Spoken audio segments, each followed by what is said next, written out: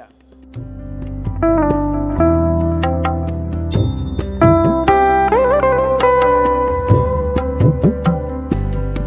പൗർണമിക്കാവ് ഒട്ടേറെ പ്രത്യേകതകളാൽ തിളങ്ങി നിൽക്കുന്ന മഹാക്ഷേത്രം.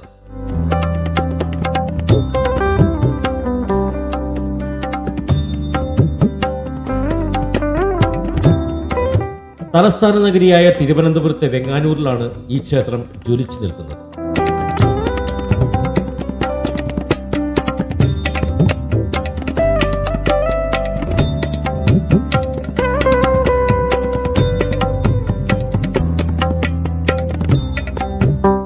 ലോകത്തിലാദ്യമായി അക്ഷരദേവതയുടെ പ്രതിഷ്ഠയും ആരാധനയും നടന്നുവരുന്ന ഏകക്ഷേത്രം. അതുകൊണ്ട് തന്നെ അക്ഷരദേവതാ ക്ഷേത്രം എന്നും ഈ പുണ്യസങ്കേതത്തെ അറിയപ്പെടും.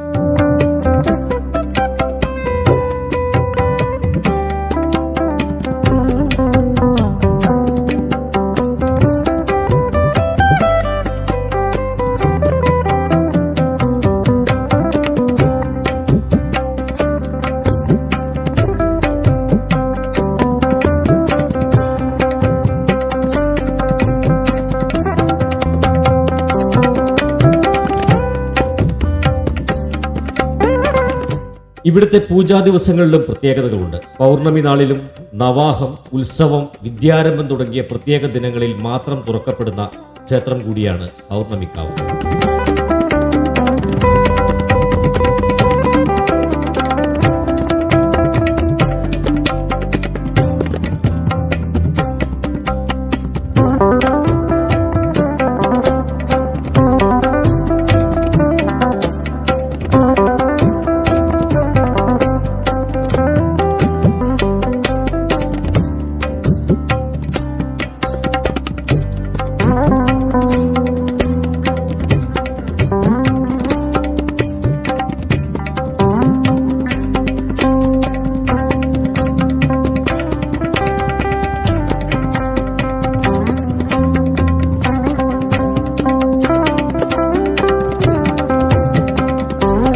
യുദ്ധദേവതയായ ബാലത്രിപുരസുന്ദരി ദേവതയാണ് ക്ഷേത്രത്തിലെ പ്രധാന പ്രതിഷ്ഠ.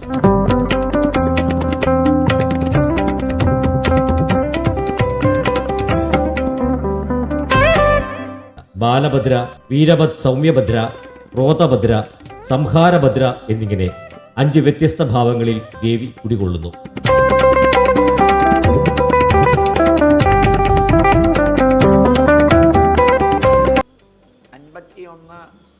അക്ഷര ദേവതകളുടെ ധന്യസങ്കല്പം കൊണ്ട് പുണ്യമാർജിച്ച മഹാക്ഷേത്രം.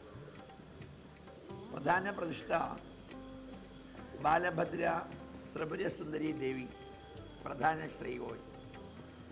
ചുറ്റും 51 അക്ഷര ദേവിമാർ, 51 അക്ഷരങ്ങൾ ദേവതാരൂപത്തിൽ പ്രതിഷ്ഠിച്ചിട്ടുള്ള ലോകത്തിലെ ഏകക്ഷേത്രം. അവരവരുടെ പേരിൻ്റെ ആദ്യ അക്ഷര ദേവതയുടെ അടുത്ത് എത്തി നമസ്കരിച്ച് ആ വിഗ്രഹം തൊഴുത് ആ വിഗ്രഹത്തിൻ്റെ മുകളിൽ എഴുതി വച്ചിരിക്കുന്നു 2 നാമങ്ങൾ. ആ 2 നാമങ്ങളും അമ്മയുടെ തറവാട് ദേവതയെയും അച്ഛൻ്റെ തറവാട് ദേവതയെയും മനസ്സിൽ സങ്കല്പിച്ച് പ്രാർത്ഥിച്ചാൽ കുടുംബത്തിലെ ദുരന്ത, ദുരിത, ദുഃഖ, ദാരിദ്ര്യങ്ങൾക്ക് വലിയ മാറ്റം വരും എന്ന് പ്രഖ്യാപിച്ച ലോകത്തിലെ ഏകക്ഷേത്രം. സമയം, സൗകര്യം, സമ്പത്ത്, സന്മനസ് ഇവ അർപ്പിക്കുമ്പോൾ ആരോട് ചോദിച്ചാൽ കിട്ടാത്തതും ആർക്കും തരാൻ പറ്റാത്തതുമായ ചില മഹത്തരങ്ങളായ ദർശനങ്ങൾ നമുക്ക് അനുഭവിക്കാൻ കഴിയും എന്ന് നമ്മുടെ ആചാര്യന്മാർ സൂചിപ്പിച്ചിട്ടുണ്ട്. ശ്രീനാരായണ ഗുരുദേവനും ചട്ടമ്പിസ്വാമിയും ശങ്കരാചാര്യരും ശ്രീരാമകൃഷ്ണ പരമഹംസനും ശാരദാദേവിയും വിവേകാനന്ദ സ്വാമിയും അമ്മ അമൃതാനന്ദമയി ദേവിയും ഭഗവാൻ സത്യസായി ബാബയും ശ്രീ ശ്രീ രവിശങ്കർജിയും അയ്യൻകാളിയും ശുഭാനന്ദ ഗുരുദേവനുമൊക്കെ ആധ്യാത്മിക, സാമൂഹിക, സാംസ്കാരിക പ്രവർത്തനങ്ങളിലൂടെ, വിപ്ലവങ്ങളിലൂടെ നടത്തിയിട്ടുള്ള മഹാദർശനങ്ങൾക്ക് സാക്ഷി അരുളിയ കേരളം ജീവിച്ചിരിക്കുന്ന രാജാവിനേക്കാൾ രാജാവിന് രാജ്യം എങ്ങനെ ഭരിക്കണമെന്ന് അറിയിച്ചു കൊടുത്ത ആചാര്യന്മാരെ മാനിച്ച ഭാരതം. അതുകൊണ്ട് ആർഷഭാരതം എന്ന പേര് ലഭിച്ചു. പൗർണമികാവിനെ സംബന്ധിച്ചിടത്തോളം ഋഷീശ്വരന്മാരുടെ ഗുരുക്കന്മാരുടെ ദർശനങ്ങൾക്ക് വലിയ പ്രാധാന്യമുണ്ടെന്നറിയിക്കാൻ, അമ്മയും അച്ഛനും ഗുരുവും അതിഥിയും കഴിഞ്ഞേ ഈശ്വരനുള്ളൂ എന്ന് തെളിയിക്കാൻ ശിവസംഹിത എന്ന മഹാഗ്രന്ഥം ശ്രീ MS ഭുവനേന്ദ്രൻജി പഠിച്ച് അറിഞ്ഞ് അനുഭവിച്ച് ലോകത്തിന് നൽകിയ വരദാനമായ മഹാക്ഷേത്രം. ബാല ത്രിപുര സുന്ദരി ദേവിയുടെ ഇടതുവശത്ത് 2 നിലയുള്ള മന്ദിരത്തിൽ 2ാമത്തെ നിലയിൽ അച്ഛൻ ഹാലാസ്യ ശിവഭഗവാൻ ധ്യാനനിമഗ്നനായിരിക്കുന്ന പ്രതിഷ്ഠ ലോകത്തിൽ വേറെ ഒരിടത്തുമില്ല. വലതുവശത്ത് 21 അടി പൊക്കമുള്ള 18 കൈകളുള്ള ആദിപരാശക്തിയായ ഭഗവതി ബാലാലയത്തിൽ വാണരുളുന്നു.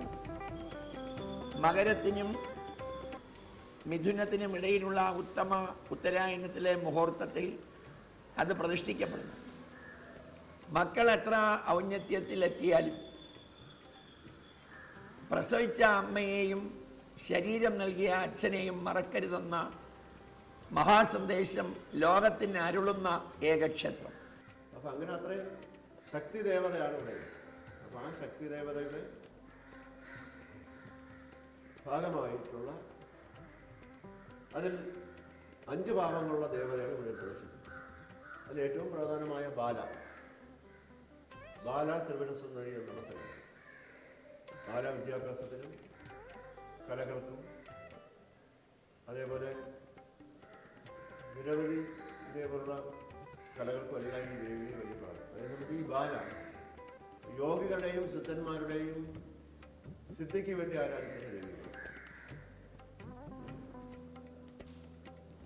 ഈ സിദ്ധി കൊടുക്കുന്ന ഭഗവാൻ ശിവനാണെങ്കിൽ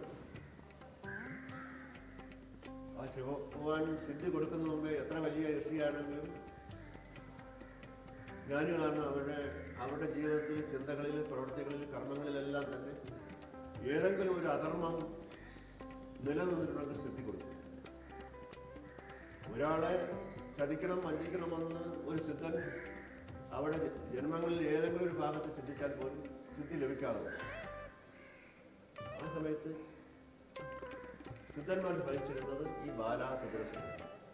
അപ്പോൾ ഈ ബാല ഭജിച്ചാൽ ഈ ഭജിക്കുന്ന സിദ്ധന്മാർക്ക് സിദ്ധി കൊടുക്കാൻ വേണ്ടി ഒരു കുട്ടി എന്ന നിലയിൽ ഭഗവാന്റെ മടയിൽ ഇരുന്നിട്ട് ഭഗവാനെ നിർബന്ധിപ്പിക്കുകയാണ്. അപ്പോൾ ആ കുട്ടിയുടെ നിർബന്ധത്തിന് വഴങ്ങി സിദ്ധന്മാർക്ക് സിദ്ധി ലഭിക്കുന്നു. അപ്പം അങ്ങനെ സിദ്ധന്മാരെല്ലാം ഭജിക്കുന്ന ഒരു ദേവിയാണ് ബാല. അപ്പോൾ ഇവിടെയും ബാല സങ്കല്പത്തിലാണ് ഇരിക്കുന്നത്. ഈ ക്ഷേത്രത്തിൽ ഒരുപാട് യോഗികളും സിദ്ധന്മാരും ഒക്കെ വരുന്നു. അപ്പോൾ അതുമായി ബന്ധപ്പെട്ടാണ് വാസ്തവത്തിൽ ഈ അക്ഷരദേവിയൊക്കെ വന്നത്. ഈ അക്ഷരദേവി വരാൻ കാരണം നാരായണ ഗുരുദേവൻ 100 വർഷങ്ങൾക്ക് മുമ്പ് മുരുക്കമ്പുഴയിൽ ഒരു അക്ഷരദേവി പ്രതിഷ്ഠ നടത്തിയിരുന്നു. അപ്പം അതിനുശേഷം 100 വർഷത്തിന് ശേഷമാണ് നമ്മൾ ഈ അക്ഷരദേവി 51 അക്ഷരദേവി സങ്കല്പം. ഏറ്റവും വലിയ പഞ്ചമുഖ ഗണേശനും നാഗരാജ വിഗ്രഹവും ഇവിടെ കാണാൻ സാധിക്കുന്നു.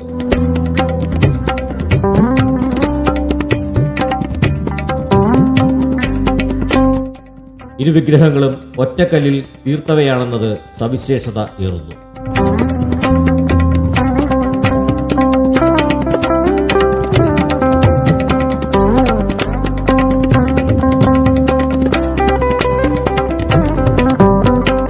രാജസ്ഥാനിൽ നിന്നും എത്തിച്ച വെളുത്ത ഒറ്റക്കൽ മാർബിളിൽ തീർത്ത നന്ദികേശ പ്രതിമ കൗതുകത്തോടൊപ്പം ഭക്തിയും പ്രദാനം ചെയ്യുന്നു.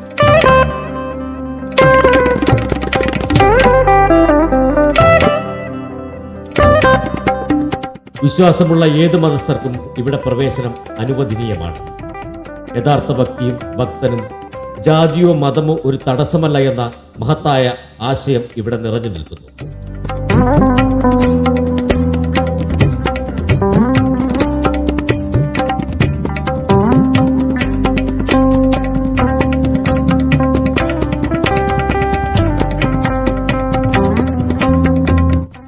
ഇവിടം സർവം ഭക്തിമയം.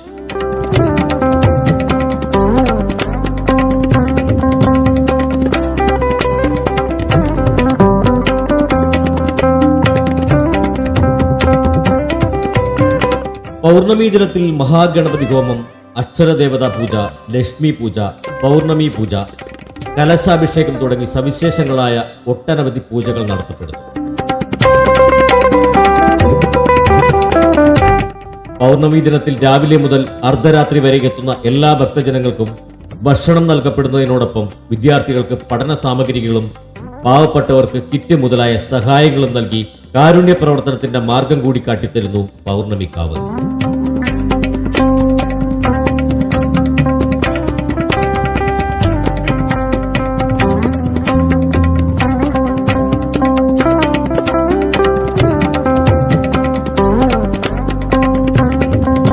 വിദ്യാരംഭ ദിനത്തിൽ ഒരു നാടിന്റെ തന്നെ ആഘോഷമായി മാറുന്നു പൗർണമിക്കാവ്.